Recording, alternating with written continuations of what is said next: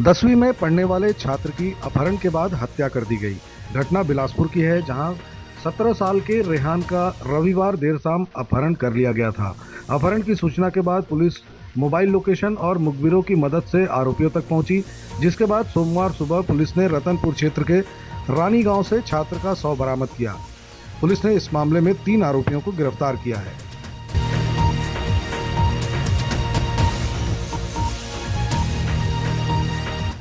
मामले में तीनों ही आरोपी मृतक छात्र के पिता के पहचान के थे। बिलासपुर की तारबहार थाना पुलिस इस मामले में आरोपियों से पूछताछ कर रही है।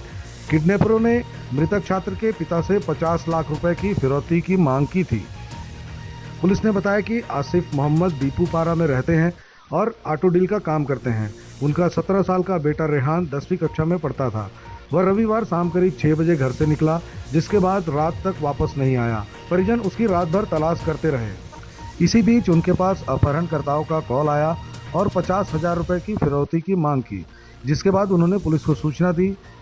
सूचना मिलने के बाद से ही पुलिस रेहान की तलाश में जुट गई थी। अपहरण की शिकायत मिलते ही पुलिस ने जांच के लिए स्पेशल साइबर सेल की मदद ली। जांच में पता चला कि जिस मोबाइल से कॉल किया गया था वह बंद मिल रहा था और उसका लोकेशन रतनपुर रोड पर था। लिहाजा इसकी एक टीम को रतनपुर की ओर रवाना कर दिया गया, लेकिन पुलिस को कोई सुराग नहीं मिला। इसके बाद पिता के ही मोहल्ले में उनके पड़ोस में रहने वाले अभिषेक डॉन को पकड़ा गया। उसके बाद किडनैपरों का सुराग मिल गया। पुलिस ने जब अभिषेक से सख्ती से पूछताछ की तो उसने बताया कि उसने 2 दोस्त शिबू खान और रवि के साथ मिलकर रेहान का अपहरण किया था। पड़ोस में रहने के कारण रेहान ने सबको पहचान लिया था, इसलिए पकड़े जाने के डर से रेहान की पहले गला दबाकर हत्या कर दी गई।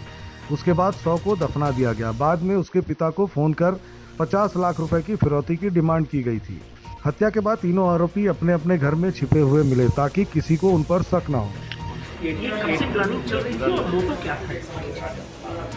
जो मुख्य आरोपी है अभिषेक दान, मृतक के परिवार से परिचित था और पूर्व से मृतक से इसकी दोस्ती भी थी।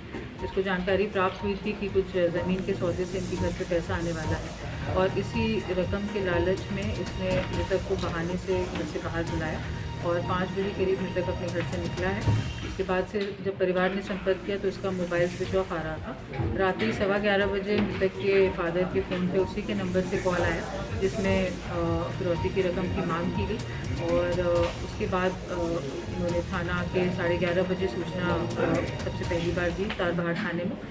पुलिस ने पूरी रात मेहनत करके मशक्क़त करके सभी आरोपियों को उठाया और उनकी निशानदेही पर ही मृतक बच्चे की जो बॉडी है वो रानी गांव रतनपुर रोड में हाईवे में एक ड्रेनेज पाइप के अंदर करीब 20 फीट अंदर प्राप्त हुई।